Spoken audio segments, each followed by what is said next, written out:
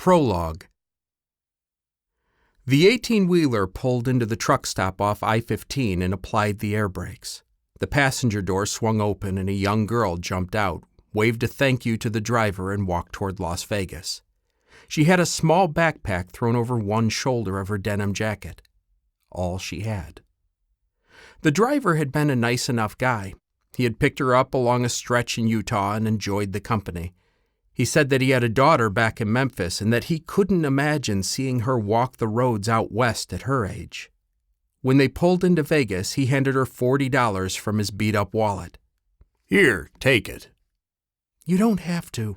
"No arguing now, here." They both knew that she needed it more than he did. No doubt he also thought the money would soothe his conscience for leaving such a naive creature on the doorstep of Sin City.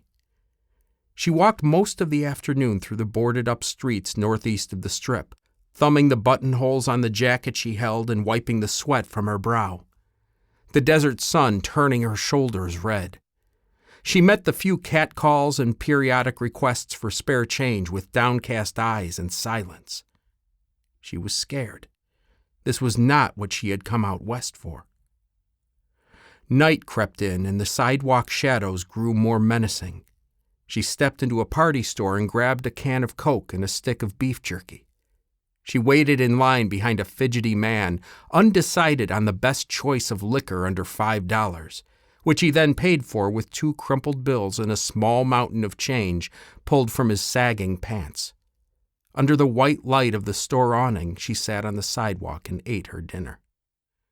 The girl checked into a run-down 50s motel that was half vacant.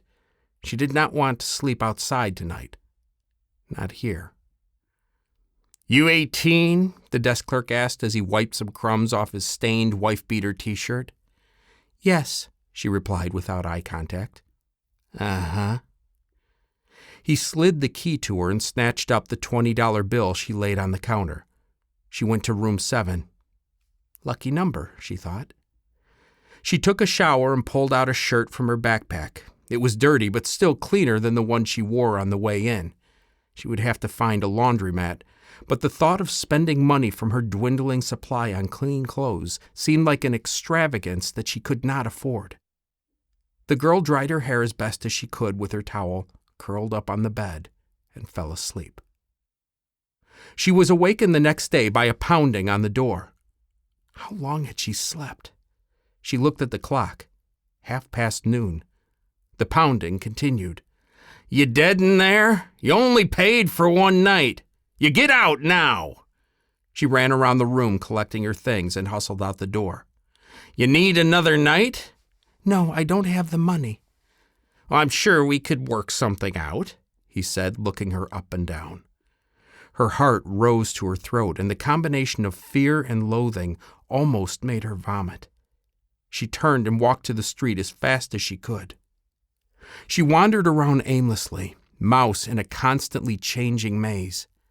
She saw the faces of happy tourists on the Strip, enthralled with 100 megawatts of burning filament, and wished she could have someone to smile with. She kept walking. The girl's stomach roared, so she found a diner and stepped inside. She walked to a booth and sat down, grabbing a laminated menu.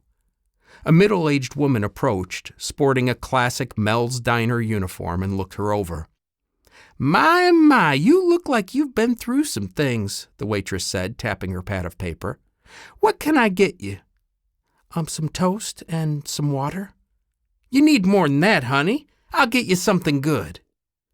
Within minutes, the girl was staring down a hot turkey sandwich, drenched in gravy and a side of potatoes. Thanksgiving dinner on a greasy spoon. She scarfed it down quickly as if someone would steal it before she was done. How much will that be?" "Don't worry, honey, I got it. You want anything else?" Coke?" "Sure thing." The girl sat in the booth, drumming her fingers and sipping her soda while lost in a daydream, the bent end of the straw suffering from her half-conscious chewing. She paid little attention to the people coming and going from the diner, and did not notice the man who sat down at the table next to her, nor did she seem to notice his constant staring.